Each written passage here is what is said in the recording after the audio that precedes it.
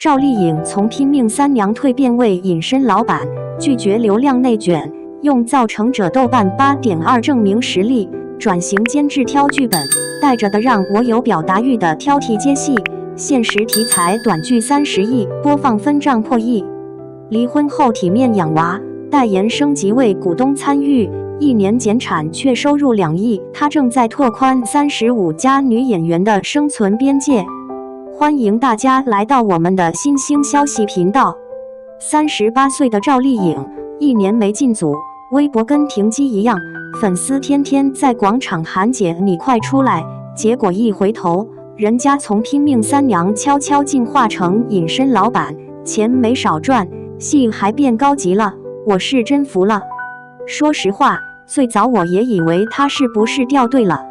你想啊，這2年內與女明星一個比一個着急，生怕少上2條熱搜就被忘了，綜藝亂接，直播亂帶，恨不得天天在你手機屏幕上蹦躂。而他倒好，微博像荒草的，營業靠粉絲回憶殺撐着，連營銷號都找不到新圖用。結果呢，等造成者在央視一套一上來，豆瓣 8.2 收視率破3，我才反應過來，人家是憋着大招的。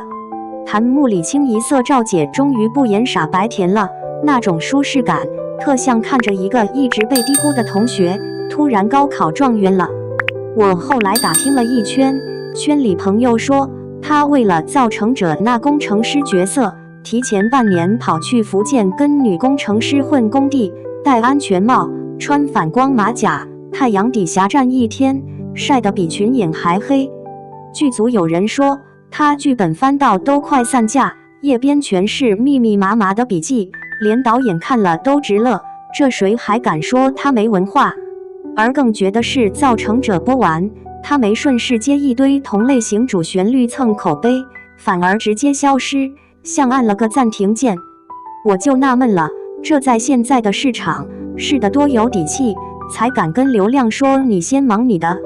你看啊，現在平台買劇偏愛95後小花古偶，數據擺那兒，30家女主劇市場份額1年縮水1截，很多同齡女演員硬着頭皮去演那種30好幾還要裝18歲校園初戀的角色，濾鏡一開，人是磨皮了，戲也跟着磨沒了。觀眾嘴上不說，心裡門兒清。趙麗穎乾脆不陪玩這個局，她直接繞開古偶戰場，跑去短劇賽道炸場子。小城大事這種現實題材短劇，30億播放，分賬破億，她拿片酬加分賬，算下來比拍2部古偶還香。而且她不只掛個主演名，還是監製，跟新人導演一起摳劇本節奏。平台的人私底下都說，這姐現在是奔着制片人去的。我聽一個平台策劃吐槽說，之前他們拿着一堆項目去找他，希望他掛個出品人加主演保底收視，他翻了翻方案，扔下一句的讓我有表達欲，就把會給開黃了。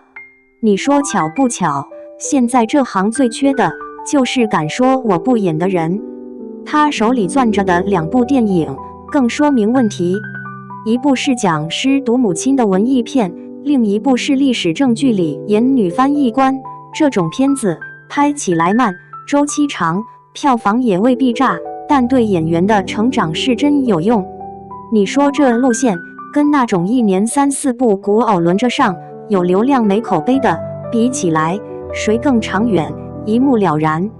而他乾脆趁着電影短劇都在籌備的空檔，回家當媽去了。北京順義那套新房離兒子幼兒園走路10分鐘，狗子拍到他早晨穿羽絨服、拖鞋，頭髮隨手一挽，站在幼兒園門口排隊刷門禁，跟一堆家長擠在一塊兒，特接地氣。我有個住順義的朋友說，有次還在小區超市看見他拎着一兜酸奶和雞蛋，低頭看手機排隊付錢，沒人敢上去打擾。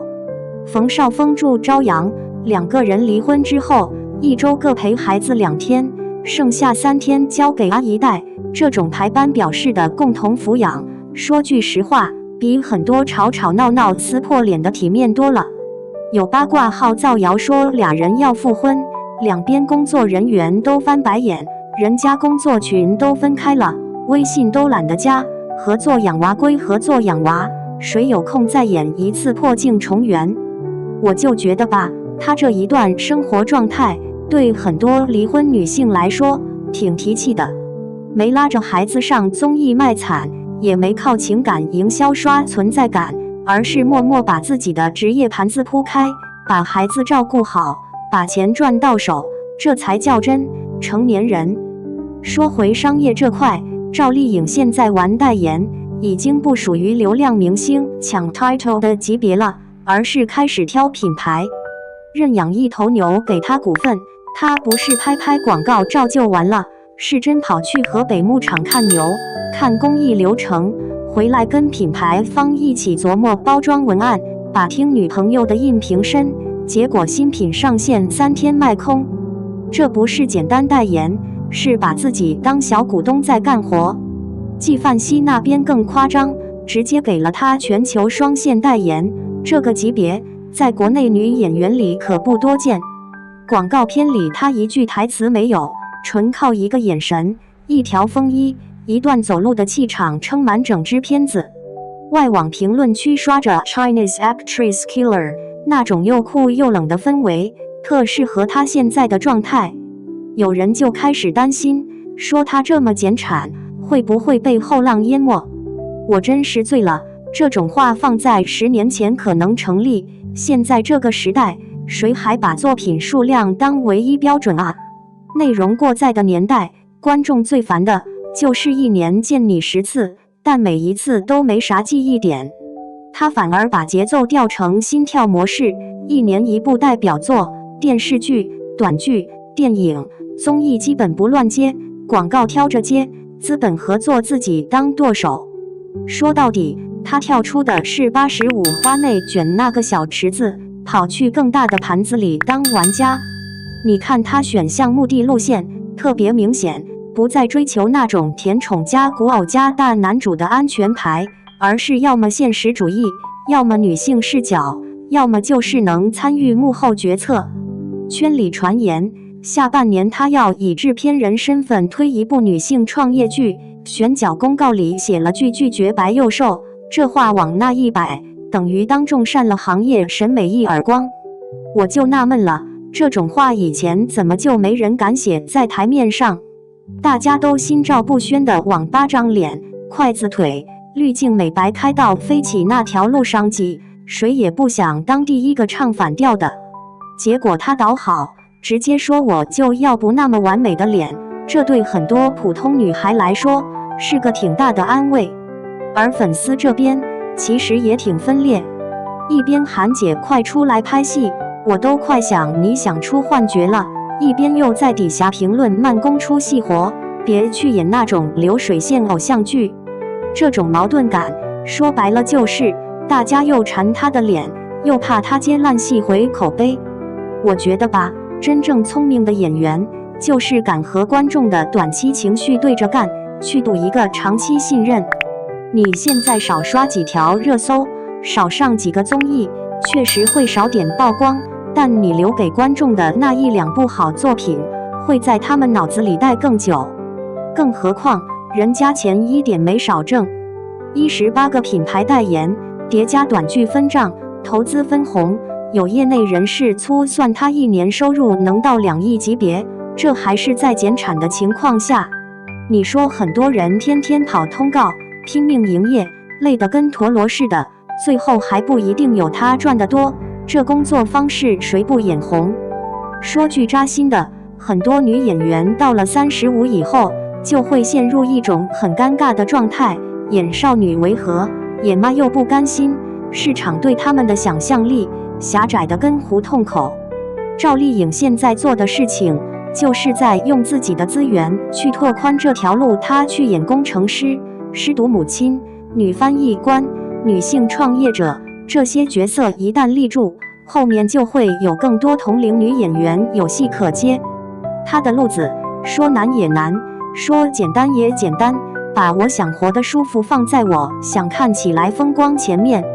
孩子要管，作品要挑，錢要賺，話語權也要拿在自己手裡，不再當誰的棋子。